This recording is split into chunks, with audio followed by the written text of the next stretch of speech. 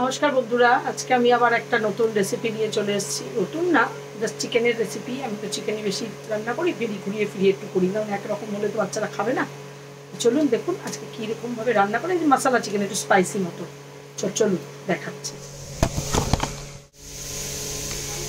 আমি একটু টক দই দিয়ে দিলাম।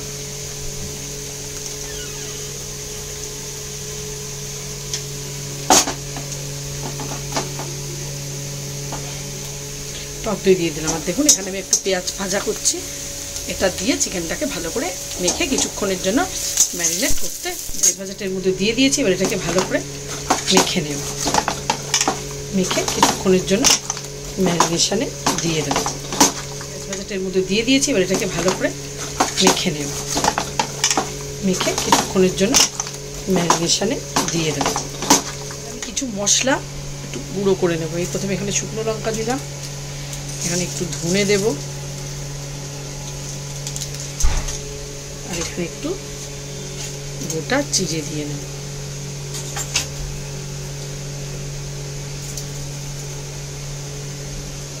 এবার আমি এটাকে ভালো করে একটু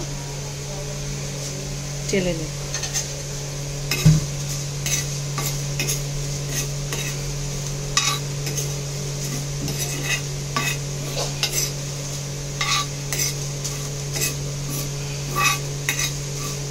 এবার শুকনো করে এটাকে টেলে নিয়েছি। এর মধ্যে এবার একটু পিষে নেবো এটাকে। এর মধ্যে আমি আর একটু পেঁয়াজ দেবো, দিয়ে তারপরে টিপবো। অল্প করে পেঁয়াজ দেব। হ্যাঁ, আগে তো আমি ভেজে নিয়েছি কিছুটা, আর এখন কিছুটা বেটে নেব।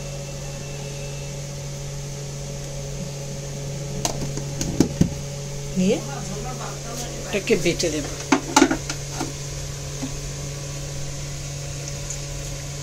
পেস্ট বানিয়ে তেল গরম হয়ে গেছে।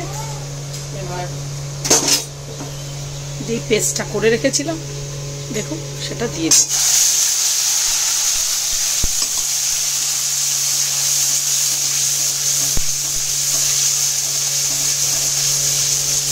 আমার এখানে মাংসটা এই মশলাটা কষানো হয়ে গেছে। এবার এই মেখে রাখা চিকেনটা এর মধ্যে দিয়ে দেবো।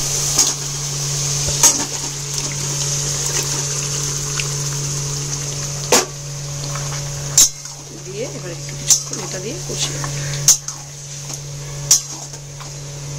দেবো।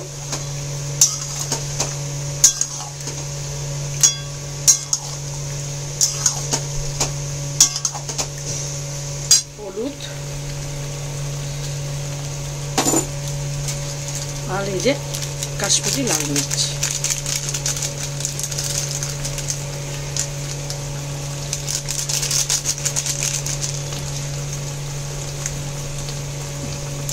দিয়ে এবার এটাকে ভালো করে মিশিয়ে দেবো। হয়ে গেছে। এবার আমি একটু গরম মশলা দিয়ে দেবো। না দিলেও হয়, আমি একটু দিই। আজকে আমি কোনোদিনও দিই না গরম মশলা।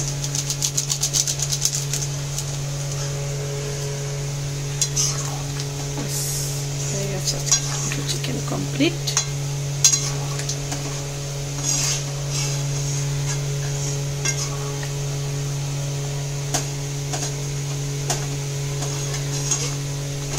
Chicken complete. এই যে আমার চিকেন একদম কমপ্লিট। আপনাদের যদি ভালো লাগে আপনারা বাড়িতে এরকমভাবে খাবেন। খুব একটা কঠিন না, একদম ইজি রেসিপি। তবুও এরকম একটু স্পাইসিভাবে রান্না করলে মাঝে মাঝে খেতে ভালোই লাগে। আজকের মতো এতটুকুই আমার ভিডিও। যদি ভালো লাগে অবশ্যই লাইক কমেন্ট সাবস্ক্রাইব করে দেবেন, একটু ভালোবাসা দেবেন বেশি বেশি করে। আজ আসি।